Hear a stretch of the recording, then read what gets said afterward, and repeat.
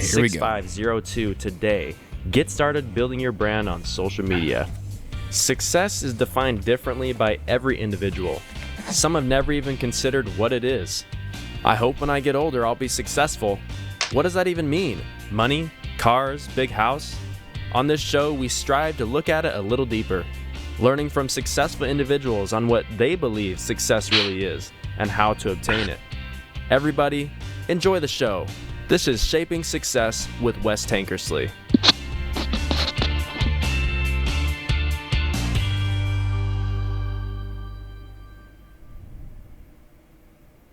What is up, everyone? Welcome to Shaping Success. I am your host, Wes Tankersley. If you can do me a big favor right now, if you're listening to this on Apple Podcast or Spotify or any of those podcast platforms, please like, share, and review it. If you are watching this on a live show, do a watch party. Help me spread the word about Shaping Success. This is episode 41 with our guest, Pastor Paul Abram. Pastor Paul is currently the pastor at Southern Avenue Missionary Baptist Church in Queen Creek, Arizona. He's a clinical educator as well as a former veteran. Pastor Paul, welcome to the show. Hey, how are you doing, man?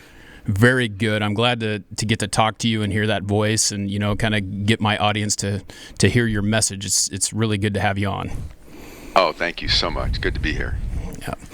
Hey, so let's get started here and kind of talk about your background a little bit. I want to know a little bit about where you grew up and kind of that process of how you ended up where you are today. And we'll talk a little bit more about the pastoring part of it, but there's a whole lot more to the story. So let's get started there.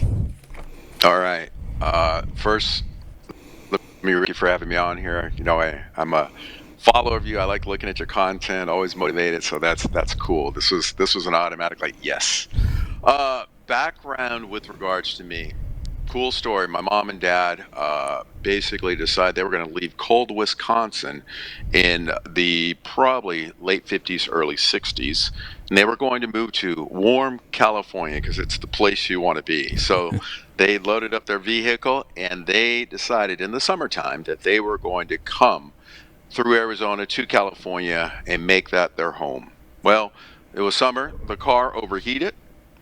At that time, you know, cars it wasn't like an AutoZone here or there. So dad's like, okay, short of cash. The cars broke down. He went to a local church right there in the neighborhood, talked to the pastor, said, hey, we'd like to rent a room until I could get my car fixed. And the pastor says, well, you know what? We've got a room in the back. You could rent it. And when you get your car fixed, you could be on your way. All right, fine. You know, and that's how they did things in the late 50s, early 60s. Well, a week turned into a month turned into a year. And then 1963 adopted a bouncing baby boy, which was me. So I grew up right here in Phoenix, Arizona, man, Valley of the Sun, born and raised. Went to a local elementary school, Barcelona, went to Alhambra High, went to Glendale Community. And at that point, I joined the military after Glendale Community and went in as to be a Navy SEAL. Me and my good friend, a gentleman, I won't mention his name, but him and I joined. And we both went in at the same time. Got into basically preliminary stages of BUDS. What that means is you're in boot camp. How many of you block it? What's it like to volunteer to be United States Navy SEAL? And him and I are like, okay. So they take you through a little swim thing, run thing, and we both passed, got accepted. At that point in time, when it was time for us to graduate boot camp, he picked what we call A school. And because he chose an A school, he went to that A school, then he went to BUDS. Myself went in as a non-rate. And I went straight to the fleet, worked on the aircraft carrier, and had to wait 1 year before I could come back to even apply for BUDS. Long story short, I ended up with the Marines as a corpsman. He ended up being a Navy SEAL. And with that being said, it was just an incredible career. In retrospect, I don't think God wanted me to be a SEAL. I guess there's a lot that comes with it. Would have probably altered my viewpoint towards life. So I choose love. I don't know. Sovereign God. Let's see. Basically, when I decided to get out of the military, I was just really searching for relationship and where I was at in the process. Basically found my relationship with Jesus as a young man, 36 years old to be exact. Prior to that, I wasn't serving God. And then at that point, me and my wife decided I would go back to school, get my education in Bible theology. Long story short, moved back to Arizona, take care of my mom and dad, and basically pastored the church, or I should say took over senior pastor of the church. And until this day, my father's went home to be with the Lord. My mom left 2012, dad 2015, and I'm left with this blessing with a congregation that's filled with generational people that have served under my father, now serve with me. So that's my story in a nutshell, man. Just a blessed kid growing up in Phoenix, Arizona, adopted by a beautiful family, growing up in a wonderful home, and just serving my country, coming back, doing what God has called me to do. That's it. That's an amazing story. I mean, it's come full circle, right? You're right back where man. you started out, and that's beautiful. So you talked a little bit about your dad, and he was the pastor of the church. What kind of influence did he have on you in creating who you are today? Because you said it kind of sounded like you were a little bit, when you came back from the military, it was a little different situation, and then you found God. So talk about that a little bit. How did he influence you into being who you are? Man, let's just talk about from day one. My father was an influence. His presence was powerful. I'll give you an example, and I know you're an athlete. There's a local barbershop here named Esquire, and it was probably the only barbershop that offered services to black folks, African American. Choose whatever you want, but I'm old school. So it was the only barbershop that would offer services to black folks, and the barbers there were George Weaver and the guy named Lester. Not the same barbers. That's where I got my first haircut. My point of that is when my dad would walk in there on every other Saturday, his presence was known. Dude, he was a force to be reckoned with. But he never said anything. It was just his presence. His attitude was just powerful, who he was and what he was about. He stood for just moral standards, and he lived what he believed. He did not proclaim to be perfect, but he proclaimed to understand the Bible and the scripture, and he lived what he believed. So he really influenced me. I didn't see him debate with people. I didn't see him argue with people, but he lived what he believed. Even his job, man, he worked for a company organization while pastoring church called Shamrock Dairy. And Shamrock Dairy, he got on board with them in the 50s. And basically, here's a guy that served in World War II. Yes, World War II. At 57, he probably should have been my grandfather, but he adopted me at an older age. But man, being a World War II veteran, working at the Shamrock Dairy, I mean, he was a trailblazer, man, and he made no he was one of those cats that said, if you want something, you work for it. If you want to know about something, you study for it. He was just one of those guys that he would point out the evident issues of life, but he never allowed that to limit who he was. Matter of fact, one of his last major campaigns was to build the building that I pastor in. And literally it was the early 80s. And he preached a sermon every Sunday, where there's a vision, there will be provision. And he just believed that you just rolled up your sleeves and you got in and do what you needed to do. So his influence on me and the people around me was just powerful as this positive, go do it, make it happen, don't cry, suck it up, buttercup. He was that guy. But on the flip side, being a pastor, he was also empathetic. He was passionate about his life, but he was that guy, man. And I just believe that those core values that he put in me, we can't whine, we can't cry. If you're going to make something happen, make it happen. Once again, his sermon he used to preach building that building was, when God gives a vision, he will also create provision. And he just operated that. God was bigger in every circumstance. So he's definitely was an influence on me and those around me. Even his job, check this out, this is really cool. Shamrock Dairy, once again, here locally, when I was ahead of his estate, and I had to call Shamrock Dairy to put an end to his retirement. And the lady says, wow, I was hoping you called. He had been the oldest recipient to be receiving retirement, but I had numerous calls where people want to reach out to you. And I'm like, really? And I didn't know what it was going to be about. And a few of the people did call me and like, hey, in 1968, your father shared the gospel with me. Or in 1972, your dad helped me out in this situation. Man, when you leave a legacy like that, while I thought he was a rock star, man, he was a rock star even when he wasn't in front of his family. He had a consistent attitude about his life and what he did, even at his. So, bro, that's my hero, straight up. That's an amazing story because, so many of us grow up that way. I feel lucky to have a father that was kind of that type of influence on me as well. But there are kids who grow up without that. So it's great that you got that chance to have that kind of connection with your father. And I really love the fact that people were reaching out to you in order to talk about that with you. That's got to feel really good. Yeah, it's cool. So let's talk a little bit about what you do for your day job, because I know that you're a pastor, and that's probably an everyday thing. That probably takes 24 hours a day, 7 days a week. But you also have another job where you actually work in the medical field. Can you talk a little bit about that? Yeah, matter of fact, long term is I'm a medical device representative. And cool thing, about 12 years ago, I was working I've always been in the medical industry. I was a corpsman in the military. I was called the 8404. So when I got off the aircraft carrier, I struck for a job. What do the SEALs need? They need corpsmen, but that corpsman worked well for me to be with the Marines. So I've always been in the medical field. So about 12 years ago, I was working in dialysis, and I was basically, I oversaw about 51, 52 dialysis units with regards to vascular access issues. Well, periodically, I would get sales rep coming in wanting to share with me what their latest new cool thing was. And there was this device out there called the Hero Graft. And I needed this because I wanted to help some of our patients. So being an advocate, I called a group in, and next thing you know, they're meeting with me, and we just really just hit it off. They had a product, a device that I really needed. They treated me with the utmost respect. So, one day we were joking, and they said, "Hey, why don't you come work for us?" I'm like, "Yeah, you'll have to pay me double the amount that I make now," because I had a cool job, man. Got my little company business card, have my own office. Matter of fact, my office was my old boss's office. Like, she used to make me nervous. Now I'm like, this is my office.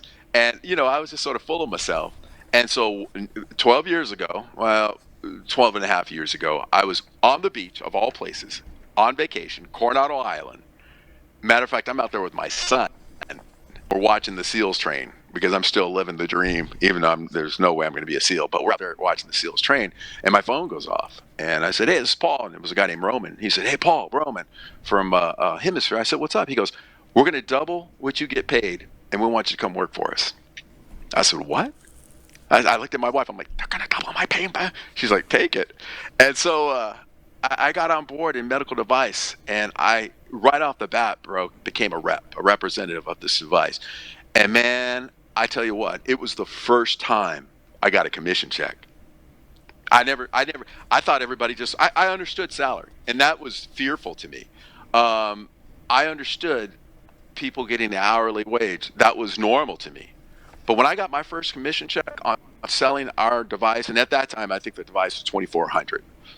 And I remember I think I sold 5 of them, and I got almost $1,000. And I was like, this is real. And man, there was no turning back, brother. When you talk about incentive pay, oh man, but I had to really get myself self-educated. I really had to understand. I have spoken to doctors before, but not at a level that I had to come across with authority, that I had the knowledge base. I had to almost come to them as if I was their peer.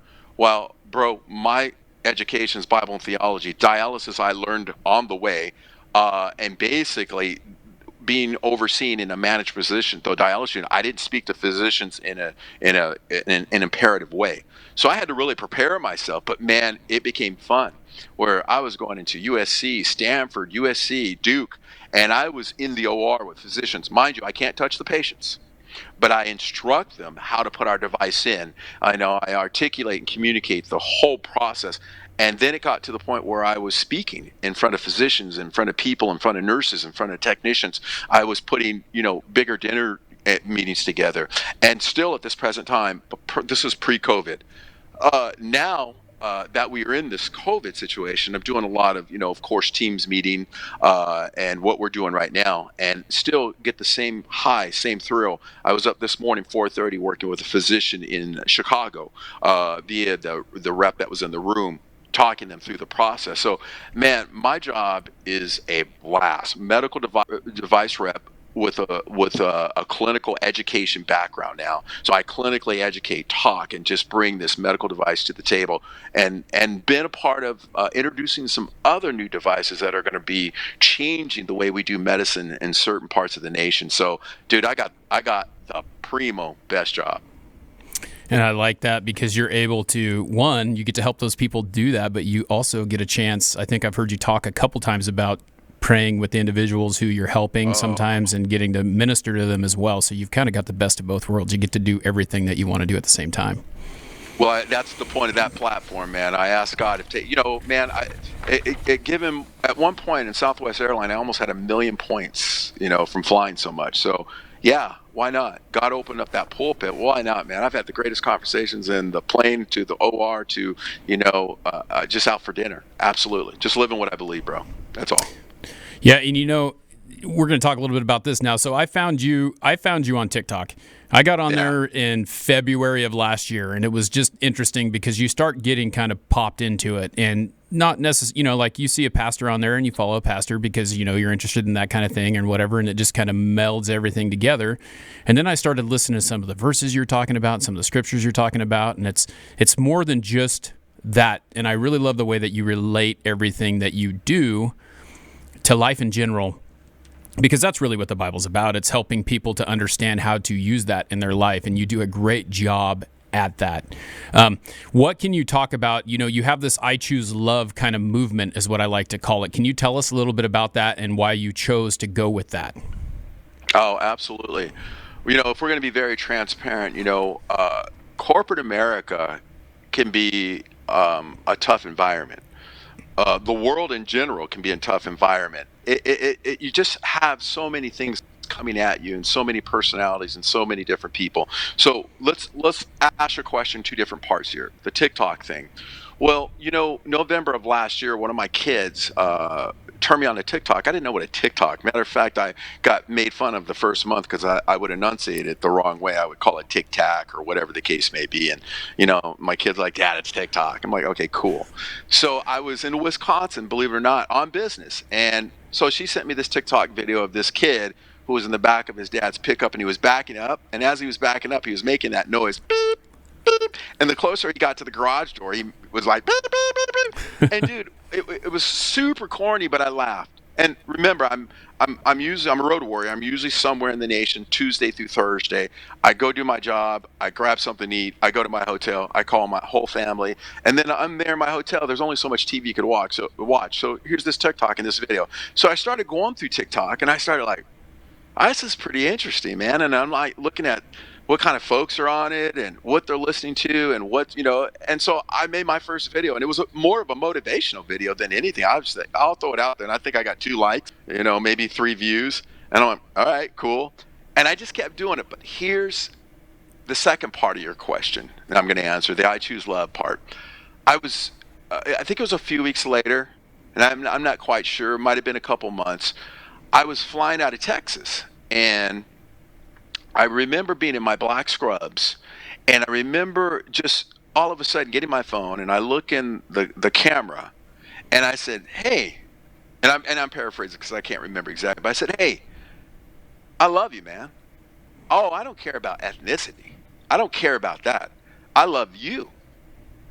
I think I said race. I don't think I said ethnicity. I think somebody corrected me. They said race is something you run. Ethnicity is what you are. So I said, I don't care about race.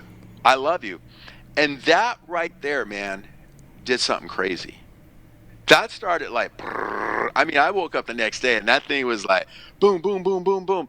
I still didn't understand what TikTok was. I didn't understand algorithms. I didn't even know at that moment that you could talk over 15 seconds.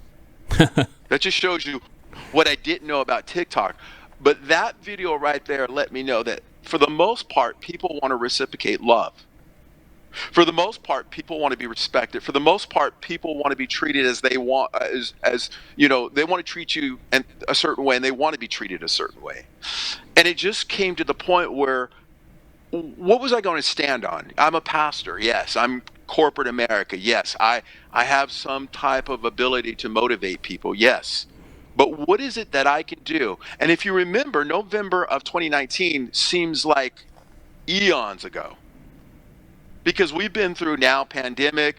We went through the I don't know, whoever that was assassinated in the Middle East. I don't want to minimize a death, but I can't remember. We went through, people thought it was going to be World War III, and this was all on TikTok. Kids, like, what are you going to do now? It's end times. But what I'm saying is this: that people needed to hear somebody say it's going to be okay. And in the process, I choose love. But by the way, this happened to me today. I choose love. Oh, your response is this. I choose love. Oh, wait a minute. I gotta, my very best. I want to do my very best. But in that, I better choose love. So I kept using real life to flow into this message, saying, I am committing myself to I choose love. Matter of fact, I went as far. I was in Denver Airport, and I don't know if you've ever seen it, but I wore this shirt that it says, oh my Lord, what does it say? Oh, it's something to the point that love thou neighbor. And I would wear that in the airport, and people would call me out on that shirt all day. I love your shirt. But what they were doing is, I'm going to keep you. And I had to be accountable, man, on the plane. I had to be accountable for the person who would sit next to me that might not have been the ideal individual to sit next to. I had to be accountable for the Uber driver that drove by me and left me where I was at. I had to be accountable for the hotel that might have didn't get my reservation right. All of a sudden, hashtag I choose love took on an accountability level. But with TikTok, it took on a situation where I could reach out to you and somebody else and say, you know what? It's not about politics. It's not about race. I choose love, and I love you. And that's the amazing thing about that, because that's what drew me to it. The I choose love part of that whole situation kind of came to me. I was listening to another Marine. His name is Chad Wright, who kind of does the same thing. He's into these extreme sports and races and things like that. And he was trying to train to be a Navy SEAL as well. But he was talking about that when we had all the George Floyd stuff going down and all that stuff. A lot of people felt really negative about that situation.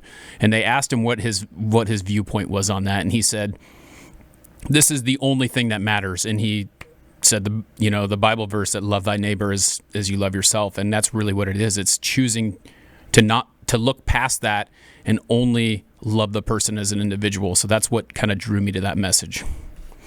Amen. Bottom line, brother. Yep. So thank you for bringing that message. Can you talk to us a little bit about your church? So like you said, it's the church that your father was a pastor at. I've kind of watched a couple videos on Facebook, because a lot of times we have to be, we can't be in a church right now because of the whole situation. How has that affected the way that you have done your service from here now? How are you doing your services during these times? So, of course, we do our services online through Zoom. And that's been interesting, because this church has been under the same ministry, under the same family, since the early 60s, 64 to be exact. This building since the early 80s. So for us not to be able to meet, now mind you, I don't have, it's very interesting. I don't have, and that we can talk about that too. I don't have a very big congregation. If I were to get 100 people to show up in a building that holds 500 people on any given Sunday, I would be. But my average attendance is probably 50 to 60 people, because I'm very, I might wear a pair of Levi's and a button-down shirt, and I'm very informal. I'm nothing like my father, and I'm more of a teacher. And so this pandemic's been hard, because we are very close and very, an intimate congregation.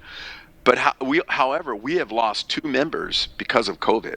I mean, you do the numbers. When you got 50 people and you lose 2, that affects a family, and that's our family. So we've been meeting online. It's interesting, but I'm a very animated. While this is what we got, I'm really cool.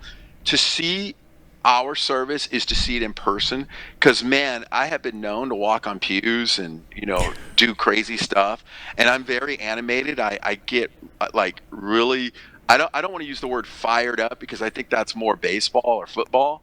I just take you into the story, man. I will take you there. So I think that while the internet's been a blessing to keep us connected, it's it limits me in my animation. But our church is just a loving church where they inspire the I choose love moment, because there's a lot of people in our church that are generational. They're either their parents served under my father, or their grandparents, and then some. And it's just a really super big family. Very loving. I think if I have a dream for it, if it will grow, I would like it to be more multicultural. I'm African American, obvious. Well, I'm half black, half Mexican. I was adopted, but my wife is Mexican and white, and our church reflects mostly African American, but I would love it to be multicultural. But they express love, so when you visit, man, you feel at home. It's a cool church. It is a cool church, and it's in a very interesting neighborhood, very economically challenged neighborhood. And I just wish we could do more to just bless and get back in the room. But we're going to start by being in that church in that building on the Sunday right before Christmas. And so it's a very, very cool church. And so yeah, my phone would ring now. That's all and good. Guess what? It's spam. Oh, I hate that. That happens all the time, doesn't it? Yeah. So, bro, it's just a wonderful church, a great legacy, but in this pandemic, what we're doing here, God has let me understand that I have this small core group that loves me, but God is opening up a bigger stage where I can speak into people's lives. And while I am a nonconformist to some degree in certain things, not when it comes to doctrine, but things, why are you not wearing a suit? Like, why do I got to wear a suit? And trust me, I'm like that in corporate America too. When we have our national sales meetings, I'm the guy that tries to push the envelope and not be a conformist. But man, this platform right here, what we're doing is just, it's I've got that core group, but God is doing greater things in a broader scale in this. Well, it's great that you have found those different ways to promote that and make sure that other people are seeing that. And I think that, you talk about having, maybe 50 people in your church at one time, but I feel like you have this bigger church than what, and I'm sure you know that, but you think about all the people who watch your videos and the message that you're bringing. You have to think of it that you're in a bigger room, and I think that I think you realize that for sure. Oh, well, there's a scripture that says that, we're many members but one body. It's beyond the walls. See, that's what it's really about. It's beyond the walls. So yeah, absolutely. And I praise God for that. I praise God for that. And I'm that nonconformist type as well, because the church that I typically attend when it's open is, well, I'm going to a different one, but I grew up in Calvary Chapel. That's where I met my wife, and it's the same kind of thing. My pastor is always up there in a pair of jeans and maybe a sport coat every once in a while, but it's pretty laid back. It's not one of those things where they wouldn't come and show up possibly in some flip flops. So I don't. It's like we talked about. It doesn't matter what you look like, who you are. It's the message and where it comes from. Well, bro, check this out. Very cool story. So when I first, at 37, 36, I'm in school, I'm studying the Bible, I would get on the radio and I'd listen to this cat called Raul Reese. Now, this was like Cheech and Chong, refined, sharing scriptures. And I didn't know who Raul Reese was. I didn't know what a Calvary Chapel was. I hadn't a clue. But I know this cat. I was like, I'd be on the radio driving down, the PCH, man. There's the ocean on my left, listening to Raul Reese. And bro, I used to think this cat's cool. As I started developing my walk in Christianity, I realized what Calvary Chapels are. Matter of fact, I work with a lot of Calvary Chapel folks, but I think it was those guys that gave me the breakthrough vibe with the whole, hey, surfers basically found Jesus and they're running the operation. So those are the guys that gave me the ability to you can wear jeans. It's okay. You're under grace. So I love me some Calvary Chapel, man. I love it. And all those cats. Yeah, it's a great one. I really enjoy going to it, and the church that we go to now is a little bit different, but it's pretty much along the same lines. So you get that same vibe, that same feeling. You feel like you're actually sitting in a church with someone who understands you and goes through the same. Yeah. It's not like I'm holier than thou up here on this pulpit talking to you in a suit and tie and exactly. So exactly. It's all about conversation, brother. That's all. Yep. Speaking of that, I really enjoyed this conversation. Can you tell us a little bit more about where we can find you? Because I know you're on TikTok, but there's also some other places. You have a website, things like that. Go ahead and tell our listeners where they can find you if they want to look into you a little more. Absolutely. And, I don't know anything by memory. Between my wife and my assistant, they handle it. But if you go to Southern Avenue Missionary Baptist Church, you look on our website, you can look on our Facebook. We are, and of course, TikTok and Instagram, people keep asking me to do YouTube and podcast and all kinds, but folks, I just figured out TikTok.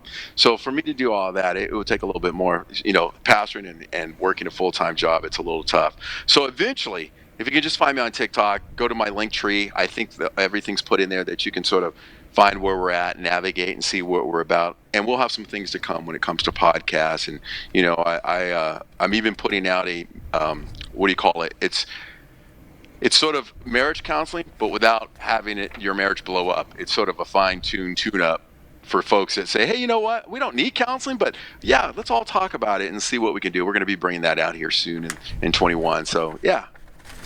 Well, that's awesome. I will make sure that I link in the show notes where they can find you too. So you'll have that in there if they listen to the podcast, and they'll be able to find you as well. Cool. So before we get to the last question, and this is the last question I ask everyone, we kind of do a last question sponsor. So our last question sponsor this week is Podspout, the only app you'll need to promote your podcast. It's free, but you can also use code SUCCESS at checkout to get a 10% discount off of any paid plan. Go to podspout.com to do that. So, Pastor Paul, it's been great to have you on the show. I'm glad that you had the time to take some time and invest in our audience and help them to understand each other. We have one last question that we ask every single guest, and that question, is what is the shape of your success? Success is defined differently to every single person. And, it may be money, fast cars. It may be reaching many people. How would you define success? This is it's an interesting question. I am in the process of right now of re-educating myself. And I'm looking at the world from many, many perspectives. I think success is being in a position to steadily keep consuming and learning and growing so that you may be effective to others in your life. We, corporate America, am I bringing value to people? And I want to, if you will, create this platform that everything that I'm bringing to the table, may it be TikTok, Instagram, may it be in our pulpit, may it be in our community, may it be my neighbor, am I bringing value? And so to me, that's successful. Are you bringing value? And can you safely say that you are, I'll put it this way, Jesus said it best. I didn't come to be served, I came to serve. And I want to be in a position that I may serve people and honor them and respect them and love them. I'll leave you with a very interesting story. I was at this particular DeVita unit that I mentioned earlier. I was moving up the chain of command. There was a gentleman that was going to interview me, and I remember sitting in this chair, and he said, hey, can you tell us what you felt success was? And I said, well, to serve others. He said, oh, did you ever read the book called The Servant Leader? I said, yeah, it's the Bible. He looked at me like, are you messing with me? There really is a book. Well, I didn't know it. I really was referring to the Bible. And I still stick to that. How may I bring Wes value? How may I serve you? How may I serve each other? That's success.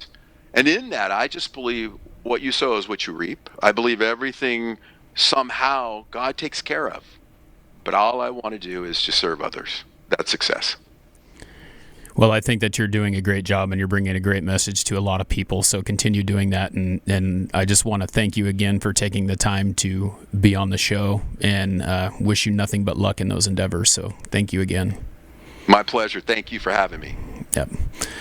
All right, everyone. Well, that's the end of the show. I wanted to say thank you for tuning in. Again, if you could please help me by sharing, reviewing this on podcast platforms, and sharing the videos. It will help me to grow this so that we can reach more people and help them find the shape of your success. Until next time, I challenge you to find the shape of your success. This was Shaping Success with Wes Tankersley, brought to you by Aggressive Marketing Solutions. If you need a team of marketers to help you with social media, all you need to do to start is text Wes 2020 to 541-709-6502, 541-709-6502. That is Aggressive Marketing Solutions. Have a great day. See you next time.